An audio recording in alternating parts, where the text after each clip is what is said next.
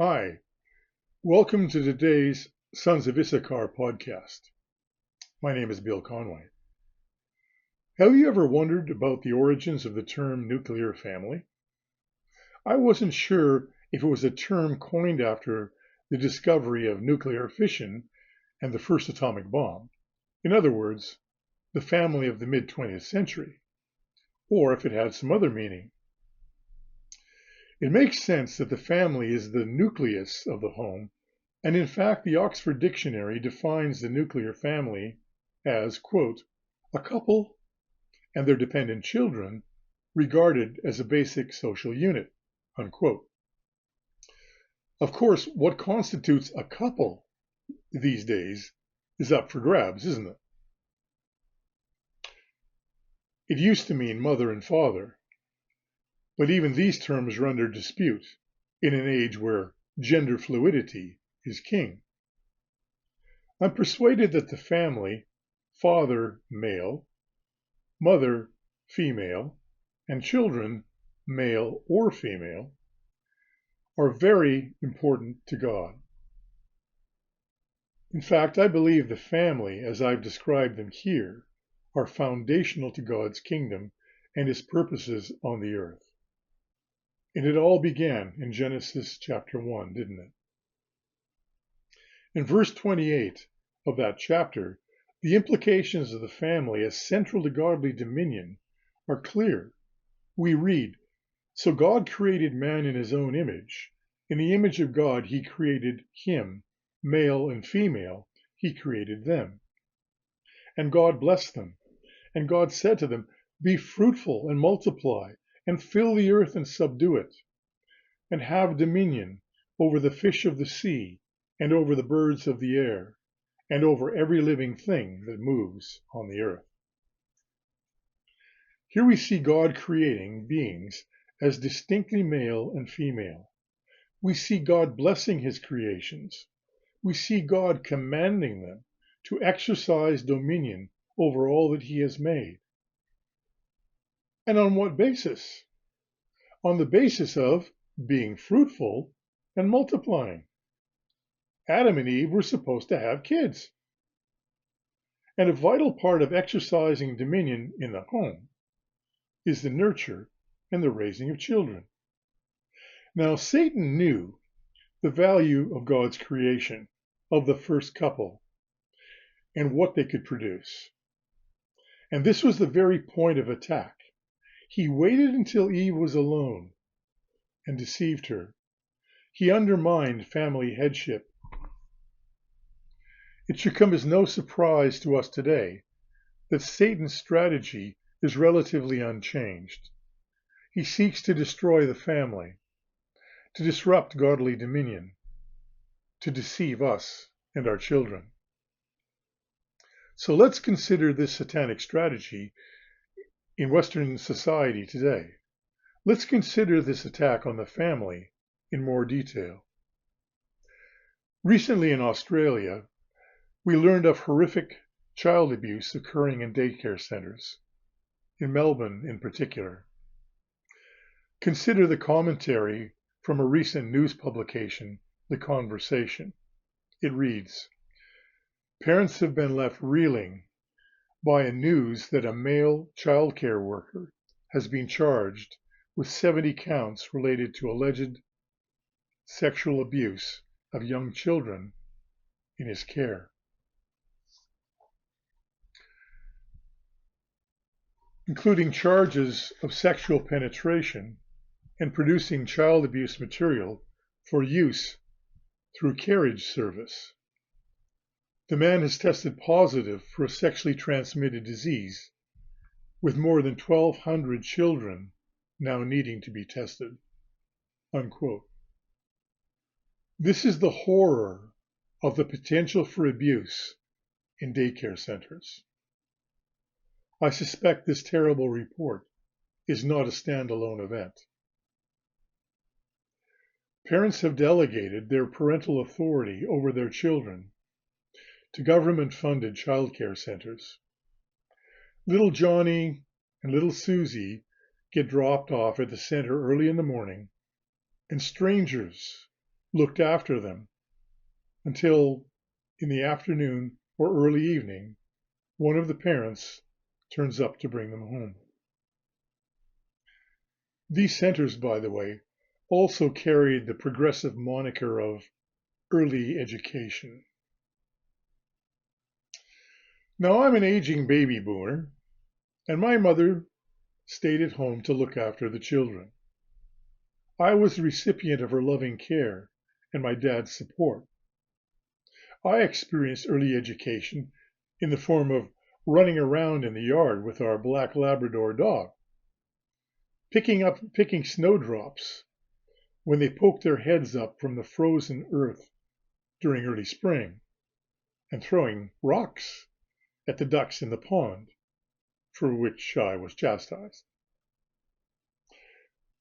My mom read me storybooks, and I looked at the pictures.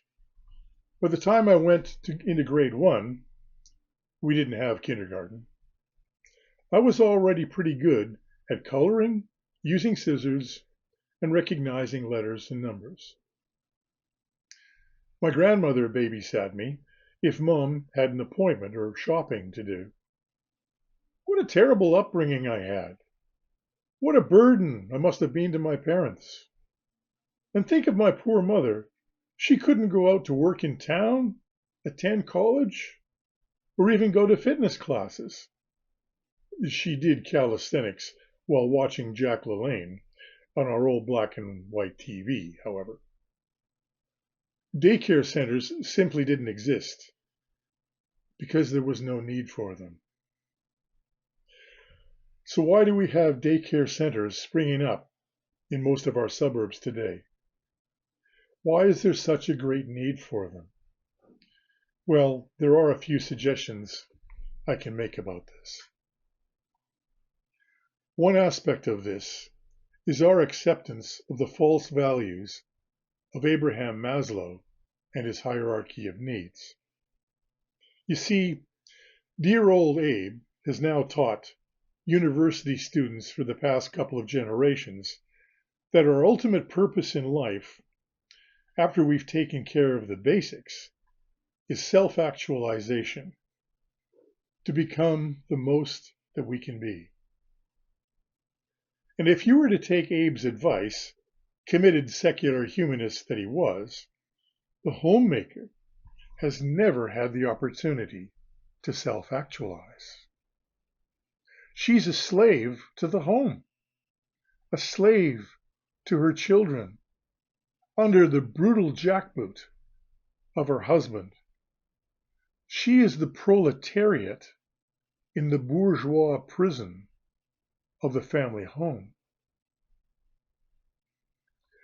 Secondly, in the big picture of things, daycare is the spawn, if not the deliberate intent, of successive civil governments spending beyond their means.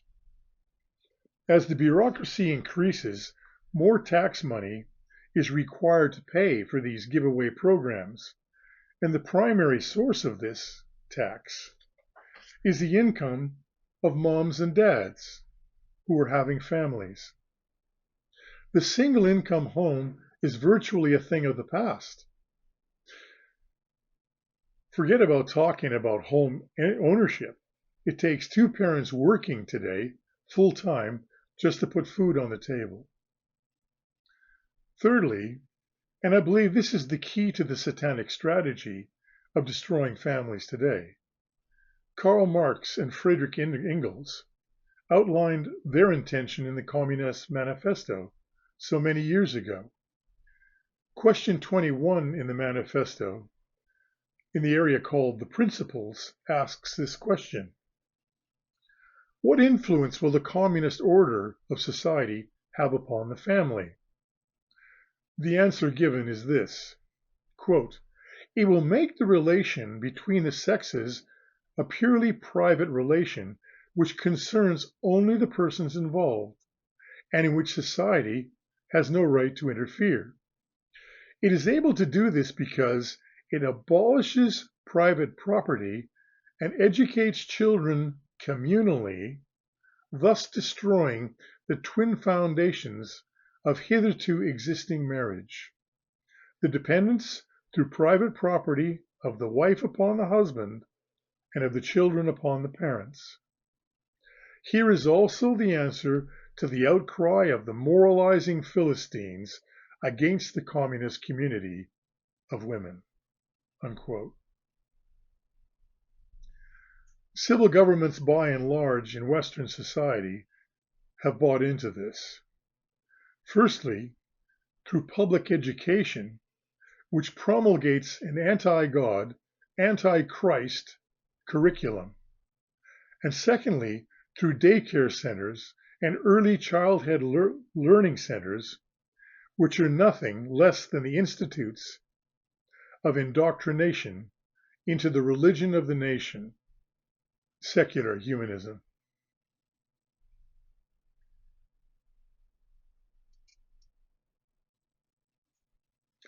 It should come as no surprise that the third plank in the Communist Manifesto is, quote, "a heavy progressive or graduated income tax." Unquote. Your elected representatives don't talk about this, but they've adopted it. How do you like it so far, comrade? We continue to build and populate daycare centers like they're going out of style, and it takes more tax dollars to do it. I hope you can see the self-perpetuating cycle of civil government's attack on the family. But at least mom and dad are now forced to both work full-time so they can self-actualize. But at a terrible price: the souls of children. If we're going to take this war on the family seriously, then we have to prepare ourselves for the privations and sacrifices required. Sacrifice and self-actualization are contrary terms, by the way. We have to consider the cost. What value do we put on the minds and souls of our children, of the next generation? Who controls the child, the state or the family? What are we prepared to give up in order to raise godly kids? Early in our marriage, my wife and I both had to work to make ends meet. We located another Christian stay-at-home mom, and we paid her to care for our 2 children during the day. Now, I worked afternoon shifts, so this meant that I was the carer for our children most mornings. Perhaps in the context of the local congregation, this is something parents today might consider. Many homeschools practice this already.